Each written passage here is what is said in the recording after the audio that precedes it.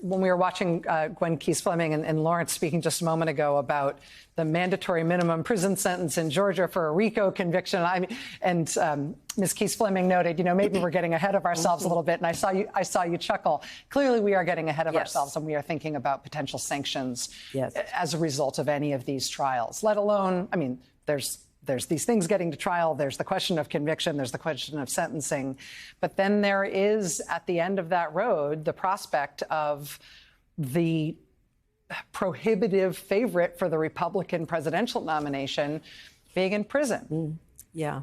Do we, as a country, have an interest in him not going to prison so that we can still call ourselves a country where leading politicians don't get locked up? Look, I think that's going to be a much debated issue throughout the country over the next months, because holding him accountable can happen in a number of ways. Prison, obviously, is one of them, but there are other approaches that can be taken. I think one of the important comments that came out of this long day down in Georgia was by the former lieutenant governor when he said, this is a pivot point.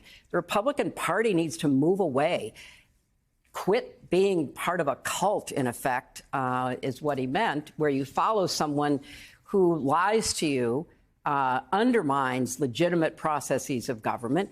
Move away from him politically. And, trying to get back to politics in the sense that we used to think we had it, despite all of the human frailties that accompanied it, where, you had parties that would sanction and hold accountable their own members.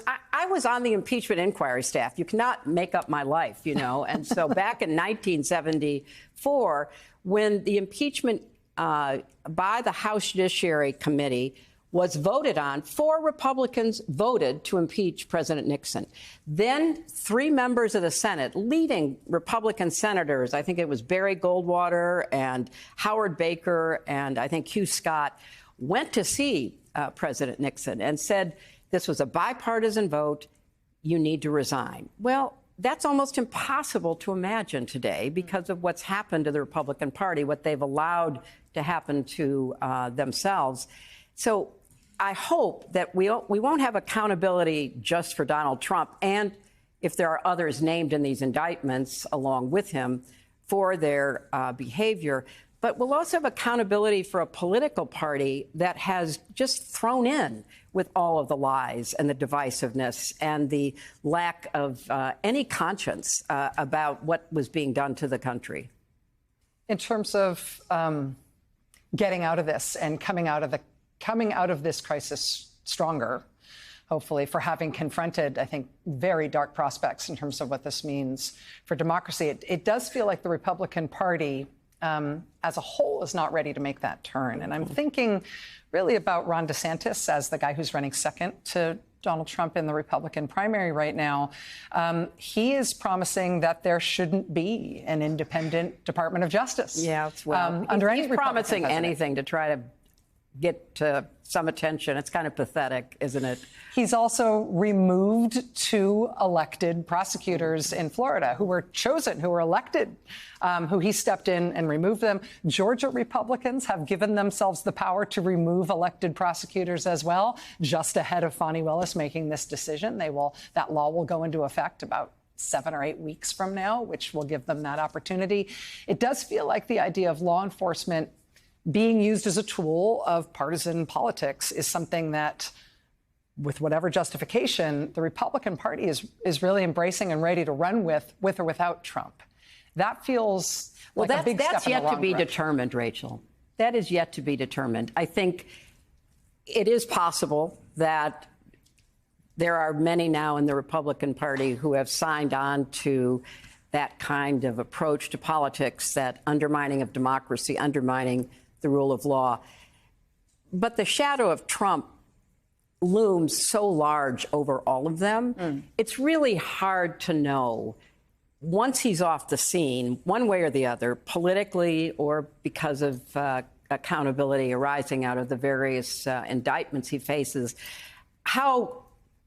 whether or not backbone will all of a sudden be regrown, whether conscience will once again be part of the, the Republican Party ethos. We don't know. We hope, because it would be for the good of the country that were to happen. But if it doesn't, the only way we can possibly contest it and defeat it is through the rule of law, as we're seeing with these prosecutors at the federal and now the state level, but also through elections, where we have to defeat those who want to weaponize divisiveness, who want to undermine democratic values and institutions.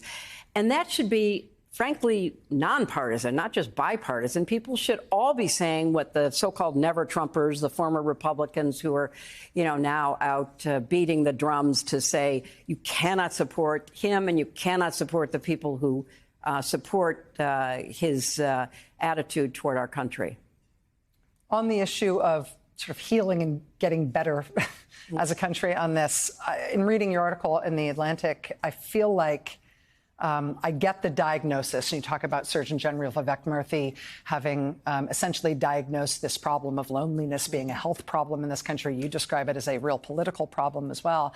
And I get, in a very fundamental way, this idea that atomized, disconnected populations are really primed for extremism. That's part of what makes us vulnerable to the call of strongman leadership and authoritarianism, makes us susceptible to it like any other number of mature democracies around the world.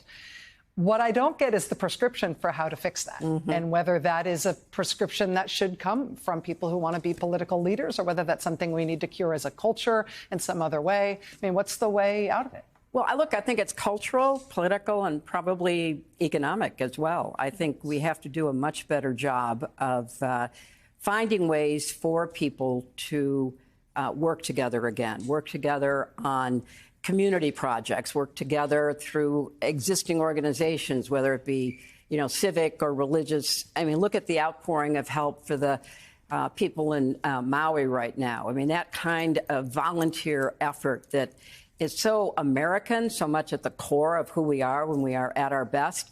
But I also think that we have to do a better job of trying to stand up against the divisiveness and against the constant stream of lies and falsehoods that come out of not just politicians, but also social media and other sources of information. So there's enough work for all of us to do. It's not just political leaders. It's really everybody saying, this country is too precious, too valuable, too important to allow it to continue to be fragmented the way it has been. And rebuilding that sense of trust and community is no easy task. I don't think anybody would argue with how difficult it would be. But there are ways of doing it. And let me just say, I don't think Joe Biden gets credit enough for trying to model responsible leadership. Just kind of getting up every day, doing the job.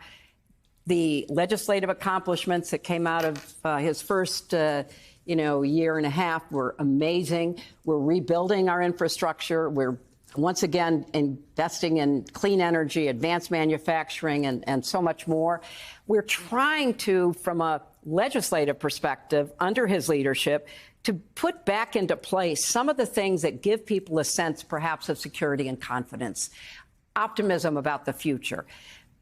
And, what more can a leader do? I mean, really, when you come down and think about it, we've got Democratic governors now who are making school lunch free. That's a big deal because, unfortunately, we have a lot of kids who don't get adequate nutrition. And we have Republican governors who are lowering the age of employment so that 13 and 14-year-olds can now be put to work. That is, in a nutshell, kind of where we are. Why wouldn't we want to join hands and support families in a difficult time, and particularly try to give kids more stability to be able to have better choices instead of just ripping away every social support? So this has to happen at all levels of politics, government, but more broadly, society as well.